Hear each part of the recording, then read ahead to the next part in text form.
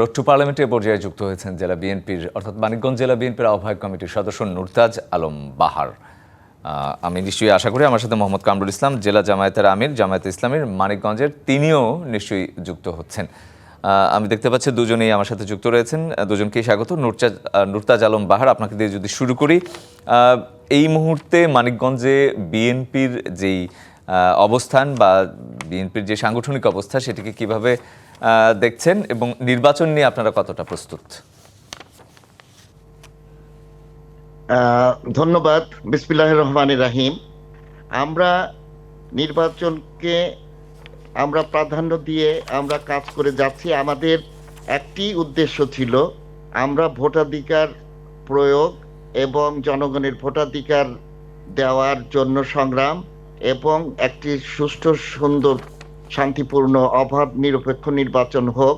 সেই নির্বাচনের জন্য আমরা ইতিমধ্যে আমাদের আন্দোলনের পাশাপাশি আমরা যখন ফ্যাসিস্ট হাসিনা সরকারের বিরুদ্ধে আন্দোলন করেছি তখন আমাদের সংগঠনকে অত্যন্ত মজবুত করে গড়ে তুলেছি এবং আমরা যখন এই আন্দোলনের পাশাপাশি আমাদের নির্বাচনের কাজকর্ম চলেছে, তা আমরা নির্বাচনের জন্য প্রস্তুত এবং আমরা মনে করি যে আমাদের বিএনপি মানিকগঞ্জ বিএনপি হচ্ছে দুর্গ এবং আমরা পরপর যে কয়টি গ্রহণযোগ্য নির্বাচন হয়েছে প্রত্যেকটি নির্বাচনেই আমাদের দল জয়লাভ করেছে। আমাদের 4টি আসন ছিল, আমরা 4টি আসনেই জয়লাভ করতে সক্ষম হয়েছি এবং পরবর্তী পর্যায়ে যখন 111-এর পর একটি আসন কেটে দেয়, সেই ইলেকশনে কেটে দেওয়ার পর যে কয়টা ইলেকশন হয়েছে তখন তো কোনো ইলেকশন হয় নাই, তখন দিনের ভোট রাতে এবং ড্যামি নির্বাচন এবং 10টার মধ্যে ভোট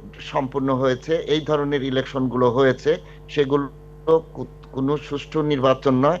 যেগুলো সুষ্ঠু নিরপেক্ষভাবে হয়েছে সেগুলোর মধ্যে আমরা আওয়ামী লীগ থাকা অবস্থায়ও আমরা সব কয়টি আসনে জয়লাভ করেছি। আমরা এখনো নির্বাচনের জন্য প্রস্তুত এবং আমাদের মানিকগঞ্জের যে 3টি আসন রয়েছে, ইনশাল্লাহ গ্রহণযোগ্য নির্বাচন হলে আমরা বিপুল ভোটের ব্যবধানে আমরা জয়লাভ করতে সক্ষম হব এবং আপনি জেনে খুশি হবেন যে আমাদের মানিকগঞ্জের কাস্টিং ভোটের 80% ভোট আমরা আশাবাদী এবং আমাদের সেইভাবে সাংগঠনিক কাজকর্ম চলছে, আমাদের উঠান বৈঠক চলছে। আমরা এই নির্বাচনী আচরণ বিধির আগে বড় বড় সমাবেশ করেছি এবং প্রত্যেকটা জায়গায় জনগণের স্বতঃস্ফূর্ততা দেখেছি এবং আমাদের মানিকগঞ্জের সকলেই ধানের শীষের পক্ষে, অর্থাৎ বাংলাদেশি জাতীয়তাবাদ এবং দেশপ্রেমিক দল হিসেবে আমাদের বিএনপিকেই সকলেই সমর্থন করছে। এবং আরেকটা জিনিস, এবার আমরা দেখতে পাচ্ছি যে সনাতনী ধর্মাবলম্বী যারা রয়েছেন আমাদের সাথে তারা একমত হয়েছেন এবং তারা আমাদের কাজ করে চলেছেন। এতে আমরা অবশ্যই আশাবাদী মানিকগঞ্জের 3টি আসনে আমরা জয়লাভ করতে। একদম পরিষ্কার। নুরতাজ আলম, আমি একটু কামরুল ইসলামের কাছে যেতে চাই। কামরুল ইসলাম, আমরা শুনছিলাম নুরতাজ আলমের কথা, তারা কিন্তু যথেষ্ট আত্মবিশ্বাসী, তারা বলছেন যে তারা জয় পাবেনি এবং সেই ক্ষেত্রে আপনাদের আসলে কি অবস্থা? জামায়াতকে কেন বেছে নেবে, মানে রাজনৈতিক দল হিসেবে ভোটাররা কেন জামায়াতকে বেছে নেবে, যেখানে বিএনপি বলছে যে তারা ভীষণ আত্মবিশ্বাসী, কোনো চ্যালেঞ্জ অনুভব করছেন কিনা? আলহামদুলিল্লাহ রাব্বিল আলামিন, আসসালাতু ওয়াসসালামু আলা সাইয়্যিদিল মুরসালিন ওয়া আলা আলিহি ওয়া সাহবিহি আজমাইন। সম্মানিত টিভিসি নিউজের চ্যানেলের দর্শক শ্রোতা এবং কর্মকর্তাবৃন্দ, আসসালামু আলাইকুম ওয়া রাহমাতুল্লাহি ওয়া বারাকাতুহু। আলহামদুলিল্লাহ, আপনারা আমাদেরকে সুন্দর একটা সুযোগ করে দেওয়ার জন্য আমার দলের পক্ষ থেকে, মানিকগঞ্জবাসীর পক্ষ থেকে আপনাদেরকে ধন্যবাদ জানাচ্ছি এবং সমস্ত দর্শক এবং শ্রোতাদের ধন্যবাদ জানাচ্ছি। তো আমাদের প্রতিযোগী ভাইরা সুন্দর করে বললেন তাদের ব্যাপারটা, আমরা আমাদের কথা বলি যে ইতিমধ্যেই আমরা দেখতে পেয়েছি সারা বাংলাদেশে একটা নতুন বাংলাদেশ মানুষের মনের মধ্যে একটা আকাঙ্ক্ষা তৈরি হয়েছে, যেখানে থাকবে না কোনো রকম দুর্নীতি, যেখানে থাকবে না কোনো রকম জুলুম নির্যাতন, ইনসাফপূর্ণ একটা দেশ হবে, যেখানে আমাদের আজকে মাদকের সয়লাভ এগুলো বন্ধ হবে এবং নতুন করে মানুষ আবার আশা জাগিয়েছে 2024 সালের 5ই আগস্টের পরে। তো আমরা সেদিক থেকে দেখতে পাচ্ছি যে আমরা সংস্কারের পক্ষে সারা বাংলাদেশের গণজোয়ার তুলেছি। আমাদের নেতৃবৃন্দ যে সমস্ত কথা কর্মকাণ্ড নিয়ে আমাদের মানুষের মাঝে উপস্থিত হয়েছে। বিশেষ করে আমাদের আমিরে জামাত যেটা বলেছেন যে আমরা দুর্নীতি করবো না, দুর্নীতি সইব না, আমরা চাঁদাবাজি করবো না, চাঁদাবাজি কাউ করতে দেব না, আমরা এদেশের স্বাস্থ্যসেবা, আমরা বেকার সমস্যা দূর করব। আমাদের এই কথাগুলো আমরা ইতিমধ্যে দেখতে পেয়েছি এদেশের মানুষ গ্রহণ করেছে এবং বিশ্বাস করেছে। সেদিক থেকে আমরা এটা নির্দ্বিধায় বলতে পারি যে এটা শুধু মানিকগঞ্জ নয়, সারা বাংলাদেশেই আমাদের জামাত ইসলামী সহ আমাদের যে 11 দলীয় জোট আছে, জোটের পক্ষে মানুষের একটা গণজোয়ার সৃষ্টি হয়েছে। এবং সেদিক থেকে আমরা মানিকগঞ্জ জেলায়ও সে জোয়ারের বাহিরে নই, আমরা যেখানে যাচ্ছি আলহামদুলিল্লাহ সেখানে আমাদের গণজোয়ার দেখতে পাচ্ছি। মানুষ আমাদের স্বতঃস্ফূর্ত সাড়া দিচ্ছেন, মানুষরা উইলিংলি আমাদের সাথে যোগাযোগ করছেন যে এবার আমরা সব কামরুল ইসলাম একটু থামিয়ে যদি জানতে চাই যে জামায়াতে ইসলামীকে কেন সাধারণ ভোটাররা বেছে নেবে?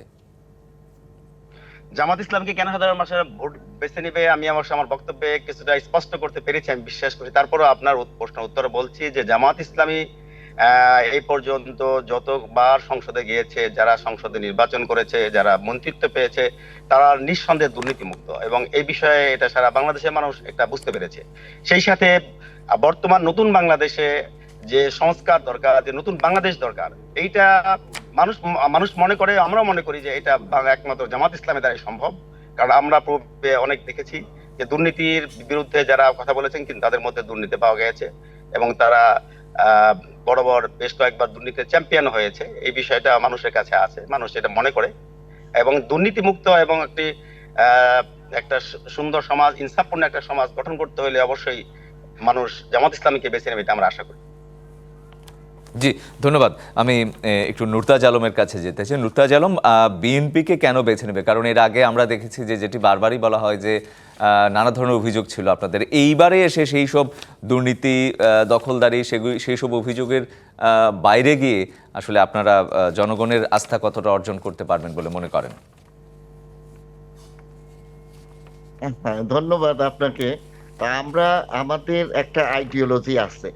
আমাদের দলটা যখন গঠিত হয় শহীদ রাষ্ট্রপতি জিয়াউর রহমানের হাতে গঠিত হয়, আমরা জাতীয়তাবাদী এবং বাংলাদেশি জাতীয়তাবাদকে সামনে নিয়ে আমরা 19 দফা কর্মসূচির ভিত্তিতে আমাদের দল আত্মপ্রকাশ করে, এবং শহীদ রাষ্ট্রপতি জিয়াউর রহমান তিনি মহান স্বাধীনতার ঘোষক ছিলেন। তিনি 9 মাস রক্তক্ষয়ী সংগ্রাম করেছেন, যুদ্ধ করেছেন। তার যুদ্ধ এবং তার ডাকে সাড়া দিয়ে দেশের মানুষ এই দেশের একটা ভূখণ্ড এবং লাল সবুজের পতাকা পেয়েছে। আমরা আত্মবিশ্বাসী, আমরা এই দেশকে বাংলাদেশি জাতীয়তাবাদকে নিয়ে এগিয়ে যেতে চাই, এবং আমরা এই বটমলেস বাস্কেট থেকে আমাদের দেশকে, যে শহীদ রাষ্ট্রপতি জিয়াউর রহমান তিনি উন্নত বিশ্বে পরিণত করেছেন এবং বিশ্বের সম্মানের আসনে অধিষ্ঠিত করেছেন। আমাদের দলের বিরুদ্ধে বিভিন্ন সময় ষড়যন্ত্র হয়েছে, অর্থাৎ জাতীয়তাবাদীদের বিরুদ্ধে সবসময় দেশি বিদেশি ষড়যন্ত্র ছিল। সেই ষড়যন্ত্রের কারণেই আমরা বারবার হোঁচট খেয়েছি, তারপরেও জনগণ আমাদের সাথে রয়েছে। আর আমরা আত্মবিশ্বাসী এই কারণেই যে দীর্ঘদিন পরে একটা গ্রহণযোগ্য নির্বাচন আগামী 12ই ফেব্রুয়ারিতে হতে যাচ্ছে। এই 12ই ফেব্রুয়ারির নির্বাচনে মানুষজন তাকিয়েছিল, যারা ভোট দিতে পারে নাই তারা এখন উৎসব মুখর পরিবেশে আগামী দিনে আমাদের জাতীয়তাবাদী একদম পরিষ্কার। নুরতাজ আলম, যদি আরেকটু জানতে চাই সংক্ষেপে আপনার কাছে, আমরা জানি যে মানিকগঞ্জ একটি কৃষি নির্ভর জেলা, এবং কৃষকদের কৃষির একটা বড় অংশ কিন্তু আমরা দেখি যে এই জেলা থেকে আসে কৃষি সরবরাহের। সেই ক্ষেত্রে আপনাদের যে 31 দফা, সেখানে কৃষকদের নিয়ে যেসব কথা রয়েছে সেগুলো আসলে মানিকগঞ্জের সাধারণ কৃষকের কাছে কতটা পৌঁছাতে পেরেছেন? ইনশাল্লাহ আমাদের বাংলাদেশ জাতীয়তাবাদী দলের অঙ্গ সংগঠন বাংলাদেশ জাতীয়তাবাদী কৃষক দল, তারা আমাদের মানিকগঞ্জের 7টি উপজেলায় কৃষকদের নিয়ে সমাবেশ করেছে, এবং কৃষকদের যে সমস্ত সমস্যা সমাধান করার জন্য চেষ্টা করে গিয়েছে এবং চেষ্টা করছেন। আমাদের ভারপ্রাপ্ত চেয়ারম্যান জনাব তারেক রহমান তিনি কৃষকদের অগ্রাধিকারের ভিত্তিতে একটা প্রকল্প হাতে নিয়েছেন। সেই প্রোগ্রামগুলো আমরা কৃষকদের মাঝে ছড়িয়ে দিয়েছি। সেই প্রোগ্রাম হচ্ছে একটা কৃষক কার্ড পাবে, সেই কৃষক কার্ডের মধ্যে সার, বীজ, কীটনাশক ইত্যাদি সেগুলো থাকবে এবং সেগুলো তারা স্বল্প মূল্যে, অনেক সময় বিনামূল্যে, সেগুলো আমাদের দল যদি ক্ষমতায় আমরা ইনশাল্লাহ আসি, তাহলে সেগুলো কৃষকদের সেই সমস্ত সমস্যাগুলো সমাধান করব। এবং আমরা এটাও বলেছি যে এই কৃষকদের উৎপাদিত ফসলের ন্যায্য মূল্য সবসময় কৃষকরা পেয়ে থাকে না। অর্থাৎ মধ্যস্বত্বভোগীরা এই কৃষকদের উৎপাদিত পণ্যের দাম তারা নিয়ে নেয়। অর্থাৎ কৃষক যে পণ্য উৎপাদিত করে সেই পণ্যগুলো আপনার বাজারজাত হওয়ার সময় দেখা যায় কৃষক যেখানে 5 টাকা বেচলো সেইটা যে পরবর্তী পর্যায়ে 20 থেকে 25 টাকায় সেটা মানুষের হাতে যে কিনে, এই টাকাগুলো কিন্তু ওই অন্যরা নিয়ে নেয়। সেই ক্ষেত্রে একদম আমরা বলেছি যে উৎপাদিত ফসল একেবারে ডিরেক্ট যাতে পৌঁছানো যায় বাজারে, সেটার ব্যবস্থা, এবং তার জন্য আমাদের সড়ক যোগাযোগ ব্যবস্থা উন্নতকরণ একদম এবং পরিষ্কার। আমাদের এই পণ্যগুলো নুরতাজ আলম, একদম যেগুলো পরিষ্কার। আমি বুঝতে পেরেছি আপনার কথা। মোহাম্মদ কামরুল ইসলাম, আপনার কাছে যেতে চাই, সংক্ষেপে শুনতে চাই যে বিএনপির কাছ থেকে যেমন শুনছিলাম, বিএনপির যেই প্রতিনিধি তিনি যেমনটা বলছিলেন যে মানিকগঞ্জের কৃষকদের নিয়ে তাদের নানা ধরনের পরিকল্পনা আছে, তারা নানা কিছু করবেন। আপনাদের এই ধরনের কোনো পরিকল্পনা রয়েছে কিনা, থাকলে সেটি কি? জাযাকাল্লাহ, আমার নুরতাজ আলম বাহার ভাইকে ধন্যবাদ জানাচ্ছি, তিনি কৃষকদের নিয়ে চমৎকার কিছু কথা বলেছেন। তো কৃষকদের উন্নয়নের ক্ষেত্রে আমাদের যে বিষয়টা সেটা হলো যে আসলে কৃষকরা কখনোই বিনামূল্যে কিছু চায় না, এটা আমরা আমাদের যা বুঝতে পেরেছি। কৃষকরা চায় সময় মতো সার বীজ তারা যথাযথ মূল্যে তাদের সরবরাহ।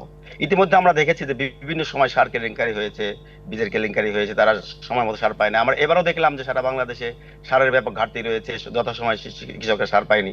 তো এই ক্ষেত্রে আমাদের দ্ব্যর্থহীন ভাষায় আমরা বলতে চাই যে আমাদের কৃষকের জন্য সর্বপ্রথম যে বিষয়টা, যে সার বীজ এগুলো বিনামূল্যে বা স্বল্প মূল্যে এবং ন্যায্য মূল্যে তাদের কাছে আমরা পৌঁছাবো। 2 নম্বর বিষয় হলো যে কৃষকদেরকে আমাদের তাদের যে উৎপাদিত ফসল, যেটা আমরা দেখছি যে এক বছর আলু 70 টাকা হচ্ছে, আর এক বছর আলু 20 টাকা হচ্ছে, 10 টাকা হচ্ছে।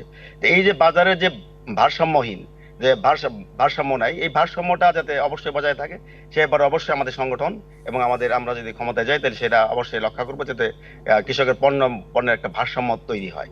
সেই সাথে আমাদের 2 নম্বর আসনের প্রার্থী ইতিমধ্যে দেখেছেন, যিনি ছিলেন, তিনি ইতিমধ্যে জোটের উদ্যোগ করেছেন। তিনি বলেছেন যে মানিকগঞ্জে আমরা একটা ভিজিট করব, যেখানে কৃষকদের এই পণ্যকে প্রক্রিয়াজাত করে বিদেশে রপ্তানি করার জন্য একটা প্রসেসিং জোন তৈরি করা হবে।